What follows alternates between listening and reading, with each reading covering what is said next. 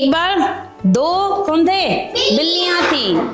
तो उनको क्या मिली, एक रोटी मिली। तो एक बिल्ली बोली कि रोटी तो मुझे मिली है तो रोटी मैं लूंगी। दूसरी बिल्ली बोली रोटी मुझे मिली है तो मैं लूंगी।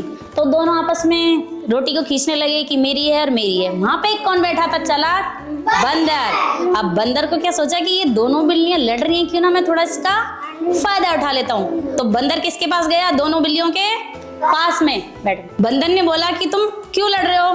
तो बिल्लियों ने कहा कि मुझे ये रोटी मिली है, ये मेरी है। दूसरी बोली ये रोटी मेरी है। तो बंदर ने बोला ठीक है, मैं एक तरीका बताता हूँ, क्यों ना मैं दो रोटी को दो हिस्सों में बराबर में बांट देता हूँ और तुम दोनों आधी आधी ले लेना।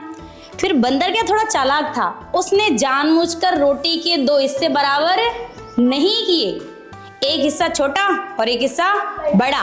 फिर वो हाथों से तोल के देखने लगा कि कौन सी रोटी का थोड़ा वजन है कम और कौन सी रोटी का है ज्यादा।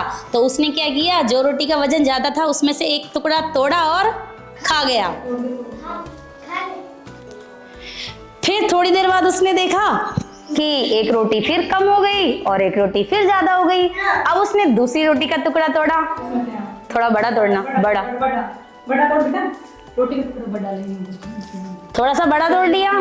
फिर वही हुआ, फिर रोटी क्या हुआ, एक रोटी फिर दोबारा से तोला, एक रोटी कम और एक रोटी ज्यादा।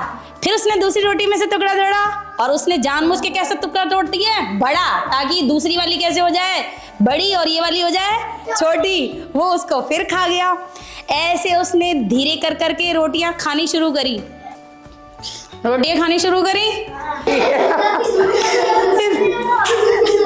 अब ऐसे कर करके धीरे धीरे रोटी हो गई खत्म।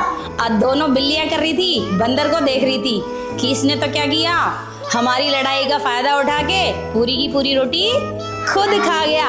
तो इस कहानी से मिलती है कि जब दो की लड़ाई होती है ना, तीसरा क्या उठाता है, फायदा उठाता है ना। तो कभी भी लड़ाई को ना बढ़ाते हुए आपसी समझ के मामले को खत्म करो, नहीं तो तीसरा जैसा बंदर ने फायदा उठाया ना, ऐसा ही फायदा उठा के जाएगा।